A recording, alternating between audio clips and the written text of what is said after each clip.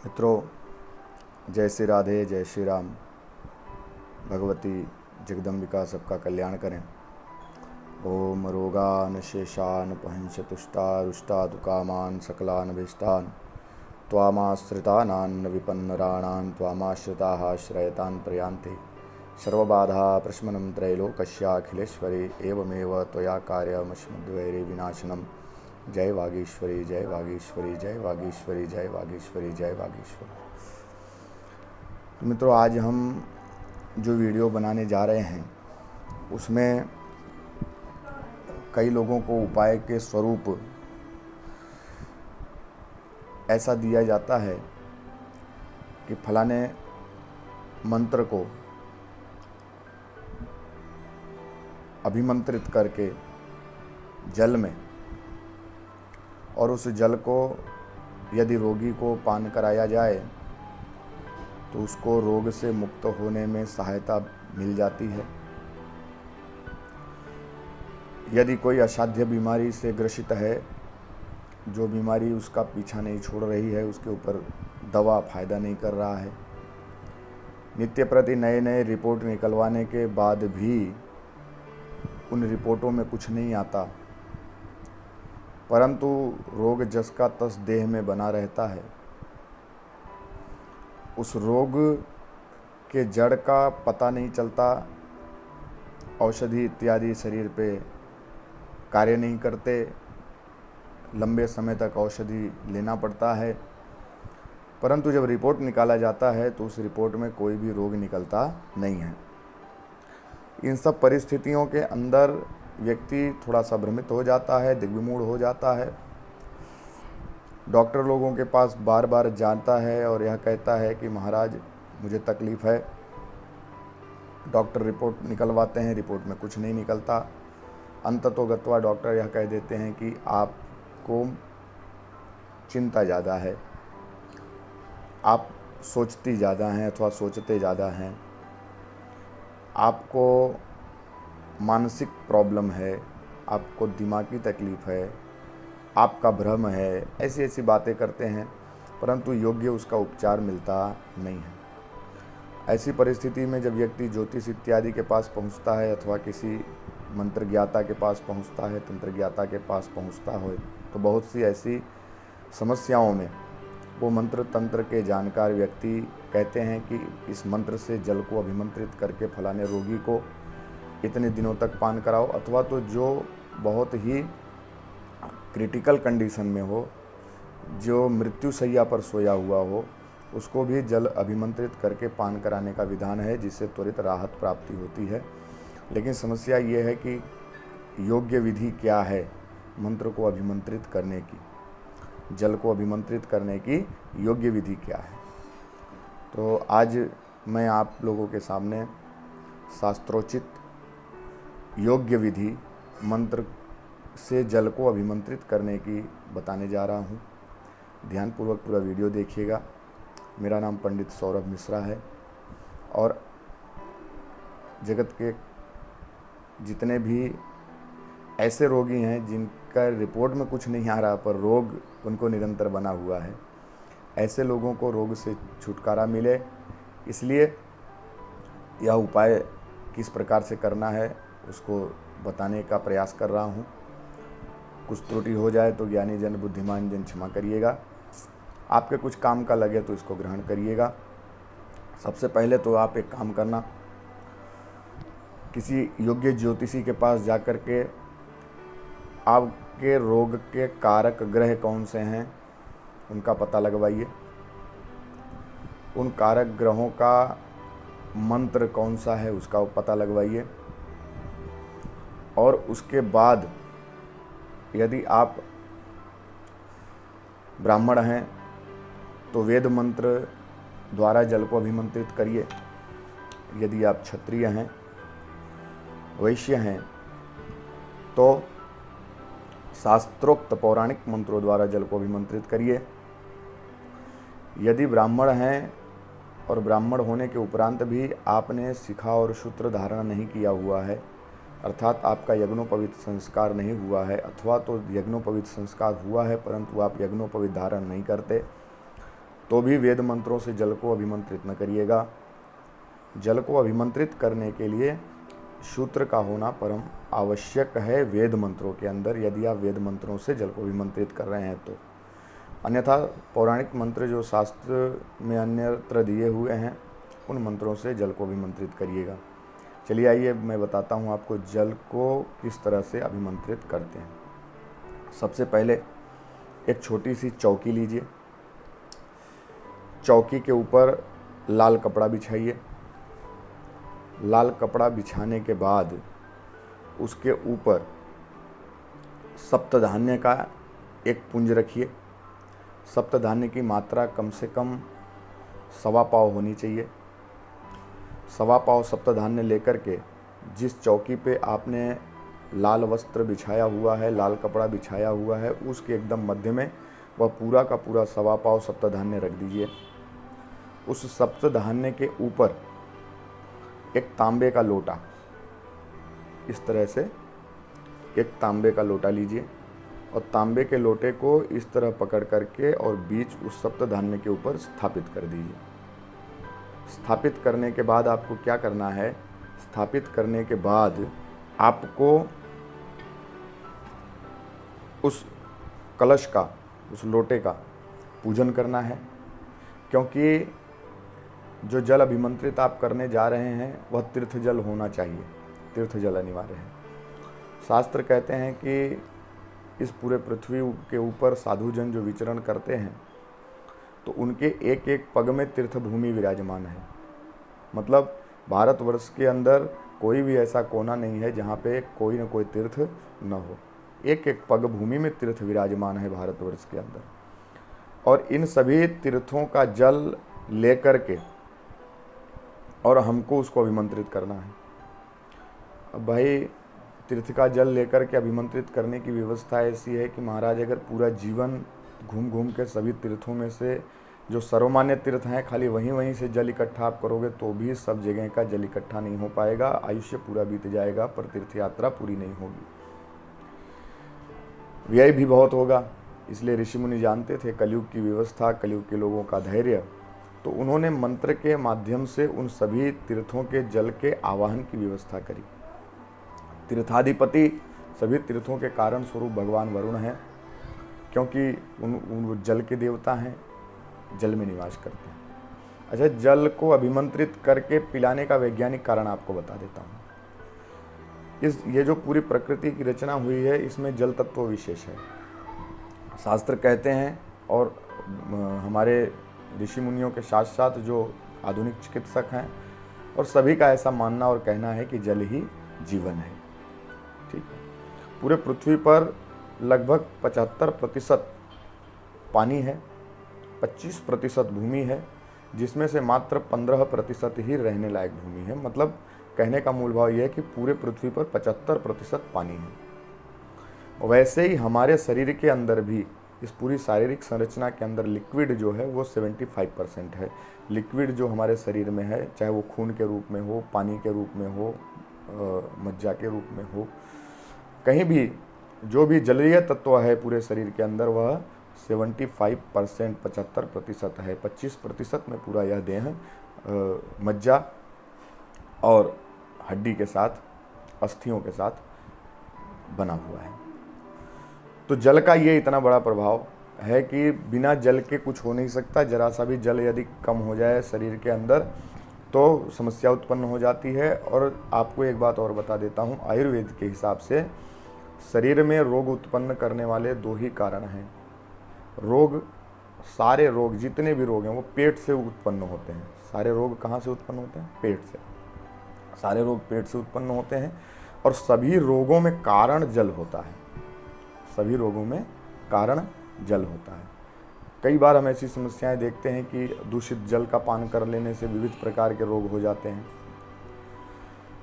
जलीय मौसम में, बरसात इत्यादि में भी जल के दूषित होने के वजह से भी रोग होते हैं। दूसरा, सर्दी खांसी जन्य जो कोई भी रोग हैं वो सब जल से संबंधित हैं, उससे भी रोग होते हैं। और शरीर में सबसे ज़्यादा भाग पानी का है, इसलिए रोग में सबसे ज़्यादा भाग भी पानी ही निभाता है। इसलिए डॉक्टर कहते हैं, वे अपने जो आयुर्वेद के चिकित्सक इत्यादि हैं, वह कहते हैं कि जल का अत्यधिक पान करना चाहिए।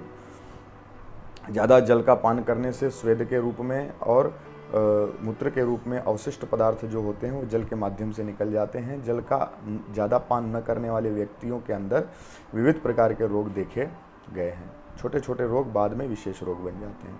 तो ये जल की महत्वता है। अब वही जल जब अभिमंत्रित होकर के शरीर में जाएगा, एक ऊर्जा को लेकर के जाएगा, तो ज़रूर अंदर जाने के बाद, शरीर में प्रवेश करने के बाद वह रोगी के ऊपर अपना विशेष प्रभाव दिखाएगा, क्योंकि उसका स्थान शरीर में ज़्यादा है, उसकी महत्वता शरीर के अंदर ज़्यादा है। तो आइए हम ये चर्चा कर रहे थे कि एक चौकी लेकर के उसके ऊपर लाल वस्त्र बिछा करके और उसके ऊपर सवा पाव मध्य में, पूरे चौकी के मध्य में सवा पाव सप्त धान्य को रख देना है। उसके ऊपर एक कलश रखना है और कलश के अंदर सभी तीर्थ के जलों का आवाहन करना है, सभी तीर्थों का आवाहन करना है। सर्वप्रथम कलश को स्थापित कर दिया। अब कलश पूजन के पूर्व एक दिया प्रकट कर देना है, जो कि घी का हो तो भी चलेगा, नहीं तो तिल के तेल का हो तो भी चलेगा। दिए को बगल में रख देना है, हाथ जोड़ करके दीप को प्रणाम करना है। भो देवम दीप रूपस्त्वम कर्म साक्षी यवग्नकृत यावत कर्म समापित्य तावत तम सुस्थिरो भव। इसका अर्थ यह हुआ कि हे दीप नारायण, आप हमारे इस कर्म के साक्षी बनिएगा। जब तक यह कार्य जल मंत्र से जल को अभिमंत्रित करने का कार्य चल रहा है, तब तक आप यहाँ पर साक्षी स्वरूप में विराजमान रह करके और हमारे जल को अभिमंत्रित करने में सहायक बनिएगा, हमारे कर्म के साक्षी बनिएगा। दीप नारायण को प्रणाम करने के बाद महाराज सबसे पहले हाथ जोड़ करके, अब दीप नारायण को पहले कोई भी कार्य में, पूजा कार्य में, आध्यात्मिक कार्य में सर्वप्रथम दीप प्रज्वलित कर देना चाहिए, क्योंकि दीप हमारे कर्म के साक्षी हैं। दीप यदि प्रज्वलित हैं तो वह कार्य आपका सिद्ध समझो, वह कार्य आपका पूर्ण समझो, अन्यथा उस कार्य की सिद्धि में भी असमंजस है, समस्या है, और उसका कोई साक्ष्य भी नहीं है, उसका कोई गवाह भी नहीं है, आपने वह किया था कि नहीं किया था। आध्यात्मिक दृष्टि से दीपक, सूर्य और ब्राह्मण, ये तीन आपके कर्म के साक्षी गिने गए हैं। तो इसलिए दीपक प्रज्वलित कर दीजिएगा और उसके बाद हाथ जोड़ करके भगवान विष्णु का ध्यान करते हुए 3 बार आँखों को बंद करके ओम विष्णवे नमः, ओम विष्णवे नमः, ओम विष्णवे नमः, इन मंत्रों का जाप कर जाइएगा।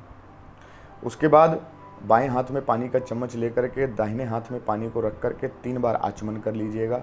ओम माधवाय नमः स्वाहा, ओम नारायणाय नमः स्वाहा, ओम केशवाय नमः स्वाहा। और उसके बाद चौथी बार हाथ को धो लीजिएगा और ओम गोविंदाय नमो नमः, इस मंत्र से हाथ को धो लीजिएगा। कोई भी कार्य करने के पहले विघ्न ना आए, इसके लिए भगवान गणपति का ध्यान करते हैं। तो सबसे पहले भगवान गणपति का ध्यान करिएगा। ध्यान करने के विविध मंत्र हैं गणपति के, फिर भी आप एक मंत्र से भगवान गणपति का ध्यान करिएगा। गजाननम भूतगणादिसेवितम कपित्थ जम्बू फलचारु भक्षणम उमाशुतम शोक विनाशकारकम नमामि विघ्नेश्वर पाद पंकजम। ओम गंगणपतये नमः मंत्र का 12 बार जाप कर जाइएगा। ओम गंगणपतये नमः, ओम गंगणपतये नमः, ओम गंगणपतये नमः, ओम गंगणपतये नमः, ओम गंगणपतये नमः, ओम गंगणपतये नमः, ओम गंगणपतये नमः, ओम गंगणपतये नमः, ओम गंगणपतये नमः, ओम गंगणपतये नमः, ओम गंगणपतये नमः, ओम गंगणपतये नमः। अब आपके इस कार्य में भूतादि दोष न हो, बाहर के कोई भी ऐसे तत्व जो कि जब हम कोई भी मंत्र तंत्र का प्रयोग करने लगते हैं, यज्ञ इत्यादि करने लगते हैं, तो वह दोष आकर के हमारे ऊपर आक्रमण करते हैं और हमारे कार्य को हानि पहुंचाते हैं, हमें कार्य में विघ्न डालते हैं, जिससे वह कार्य हमारा सिद्ध न हो सके। इसके लिए हाथ में थोड़ा सा सरसों लेकर के अपने चारों तरफ उसको गिराते हुए यह मंत्र पढ़िएगा। अपक्रामंतु भूतानि पिशाचा सर्वतो दिशाम सर्वे शाम विरोधेन पूजा कर्म जप कर्म समारभे। ये जब तक यह हमारा कर्म समाप्त न हो जाए तब तक भूत प्रेत आदि जो भी दोष कोई हैं वह हमसे दूर रहें। और भूत प्रेतों के स्वामी भगवान भैरव का ध्यान करिएगा और उनका मंत्र मन ही मन में बोल जाइएगा। तीक्ष्णदष्ट महाकाय कल्पांतो दहनोपम भैरवाय नमस्तुभ्यम अनुज्ञाम दातुमर्हसि। ओम भैरवाय नमः, ओम भैरवाय नमः, ओम भैरवाय नमः। इतना करने के बाद महाराज आप हाथ जोड़ करके अपने गुरु महाराज का ध्यान करिएगा।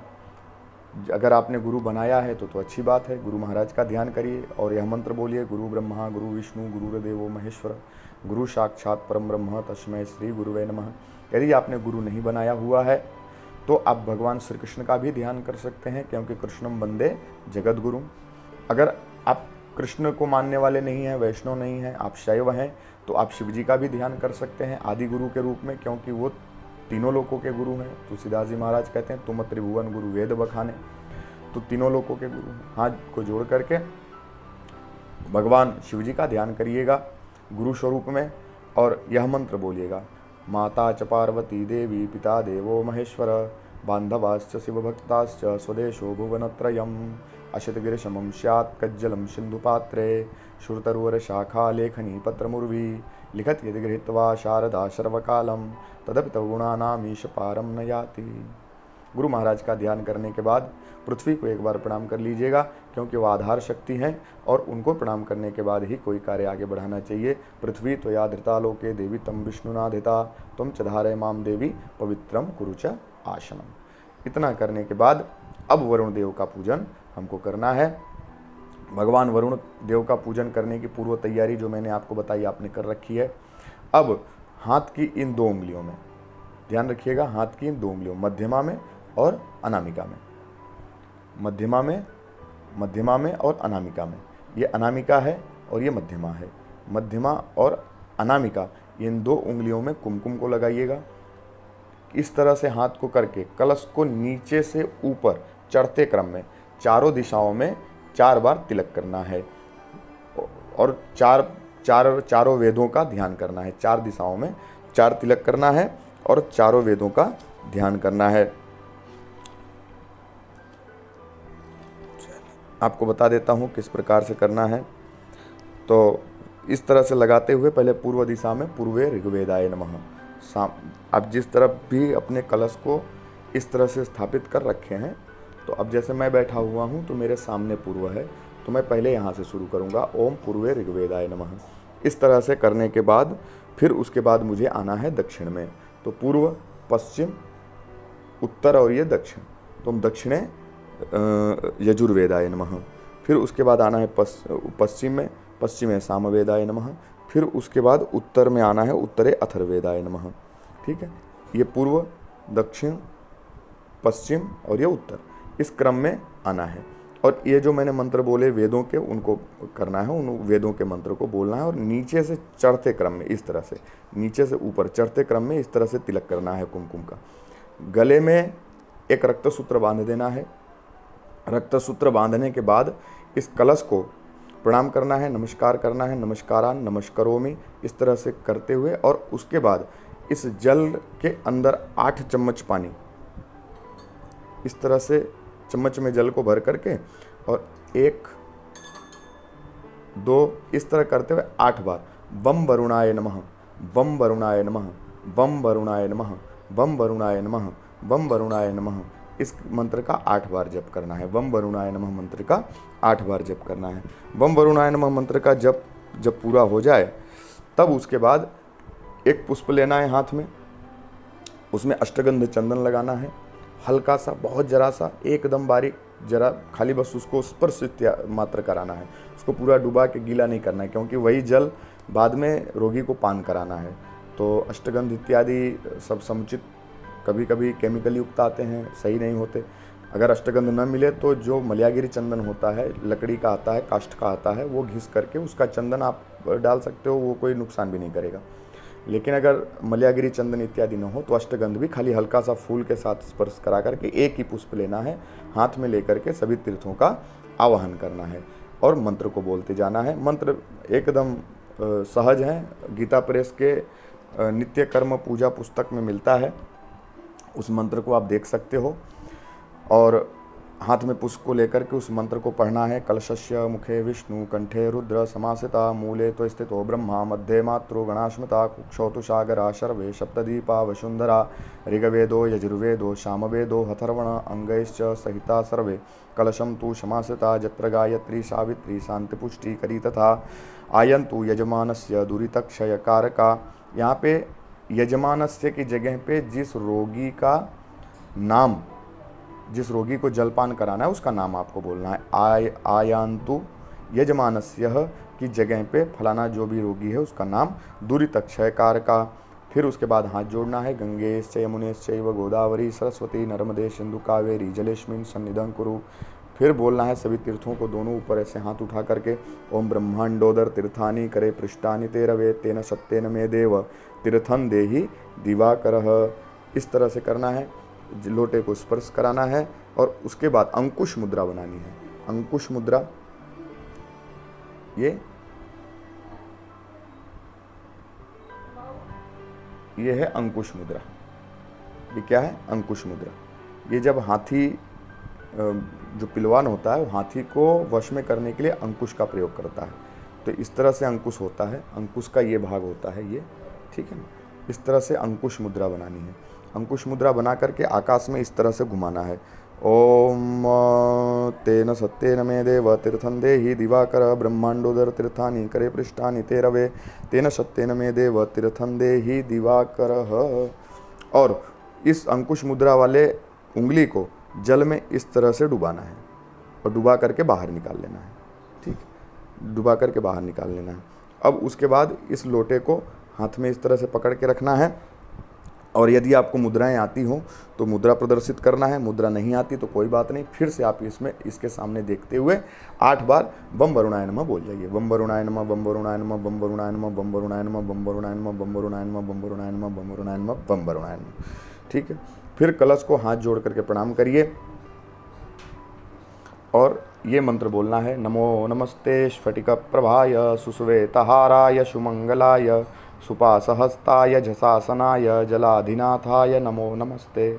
ओम अपाम पतये वरुणाय सांगाय सपरिवाराय नमो नमः। प्रार्थनापूर्वकम आवाहयामि स्थापयामि संपूजयामि। इस तरह से बोल करके बाकी और कुछ नहीं करना है। 3 चम्मच पानी इस कलश में छोड़ देना है।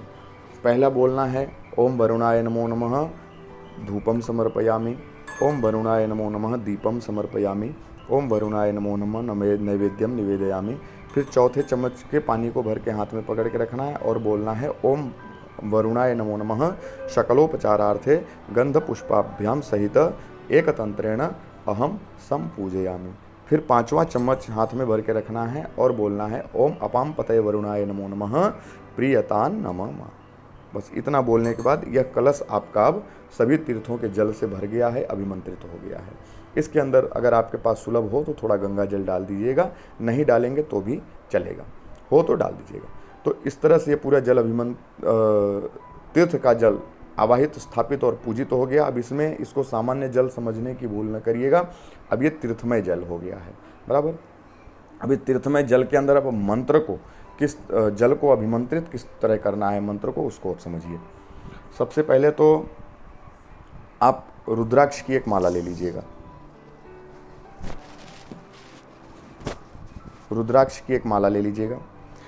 रुद्राक्ष की माला अति आवश्यक है क्योंकि लगभग सभी प्रकार के मंत्रों में रुद्राक्ष की माला चलती है और विशेष प्रकार के आधि व्याधि और उपाधि इनको शांत करने के लिए यदि किसी भी मंत्र का आपको अनुष्ठान करना हो, जप करना हो अथवा तो आपको प्रयोग करना हो तो इन सब परिस्थितियों के अंदर रुद्राक्ष की माला विशेष उपयोगी है, फलदायी है। इसलिए रुद्राक्ष की माला का ही उपयोग करने की मैं सलाह आपको दूंगा। बाकी आपकी गुरु परंपरा और संप्रदाय के परंपरा के अनुसार जो कोई भी माला आपको आपके गुरुजी बोले हों आप उस हिसाब से ले सकते हैं, लेकिन विशेष रुद्राक्ष उसमें कोई किसी का रोक नहीं है, कोई किसी की भी प्रकार की उसमें शास्त्रीय किसी भी प्रकार की उसमें रोक नहीं है, सब उपयोगी है। वो रुद्राक्ष की माला आप ले सकते हैं।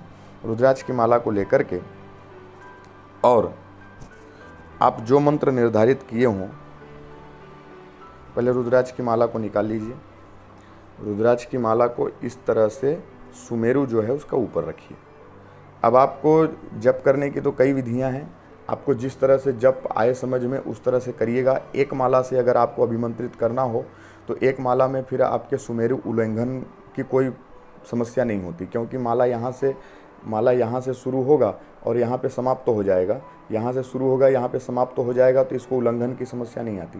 पर एक माला से ज़्यादा यदि आप माला करना चाहते हो तो जिसको समझ में नहीं आता वो कभी कभी क्या करता है, इस तरह से उल्लंघित कर देता है सुमेरु को, जबकि जप के अंदर सुमेरु उल्लंघित नहीं होना चाहिए, गुरु जो है यह उल्लंघित नहीं होना चाहिए।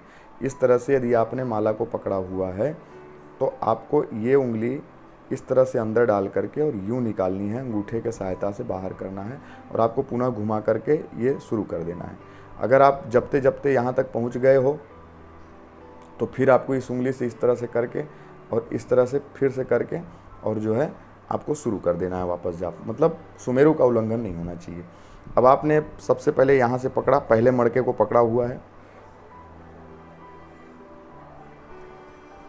हाथ इस तरह से जल जो आपके चौकी पे रखा हुआ है पूजित होकर के इसको लीजिए और पहले से माला को धो करके स्वच्छ कर लीजिएगा और उसके बाद इस माला को अंदर जल में जाने दीजिए। ठीक है, हाथ को इस तरह से बाहर रखिए। हाथ को इस तरह से बाहर रखने के उपरांत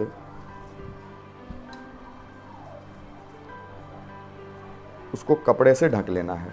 हाथ को पूरे कपड़े से ढक लेना है। किस प्रकार, देखिए मैं आपको बताता हूँ।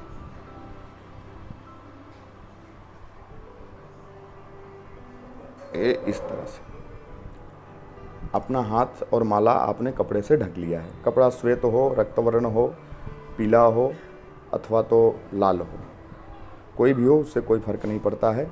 कपड़े से माला ढका होना चाहिए। ढकने के बाद ये आपने ढक लिया। अब आपको पूरा ध्यान आपके दिमाग में मंत्र के जप के साथ साथ, चलो बेटा अभी बाद में, मंत्र के जप के साथ साथ आपको जपना मंत्र है, ध्यान रोगी का करना है और अंदर ही अंदर ऐसा महसूस करना है कि यह मंत्र मेरे शरीर की नसों में से बहते हुए हाथ के माध्यम से जल में प्रवेश कर रहा है, ऐसा भाव करना है।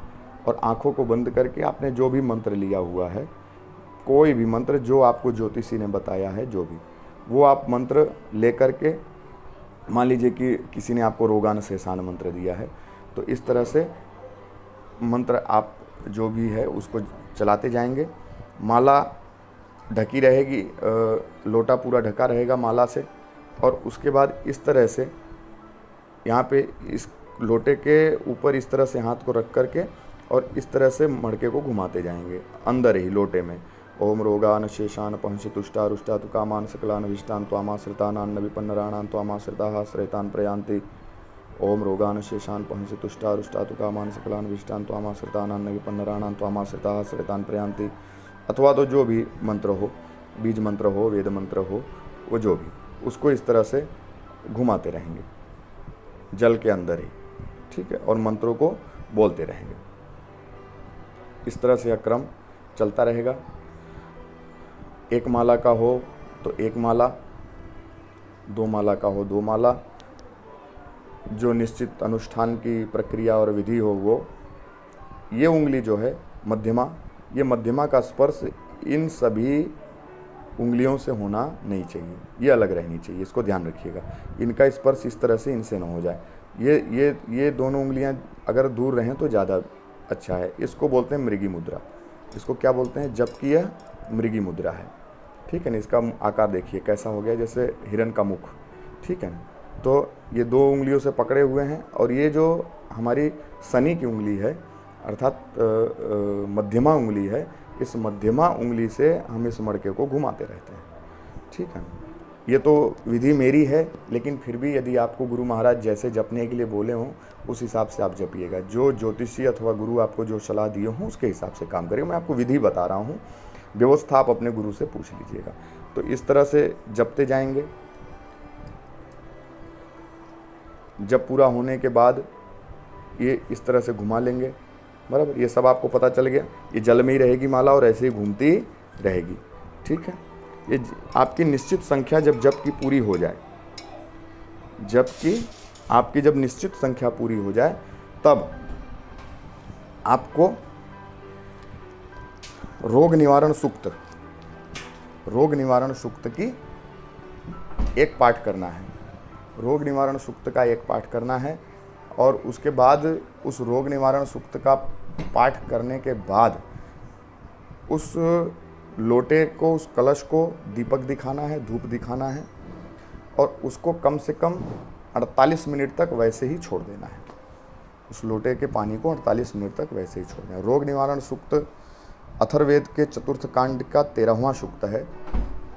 रोग निवारण सूक्त जो है वो अथर्ववेद के चतुर्थ कांड का 13वां सूक्त है और ये ऋग्वेद के दशम मंडल के 137वें सूक्त को भी रोग निवारण सूक्त कहते हैं। ऋग्वेद के दशम मंडल के 137वें सूक्त को भी।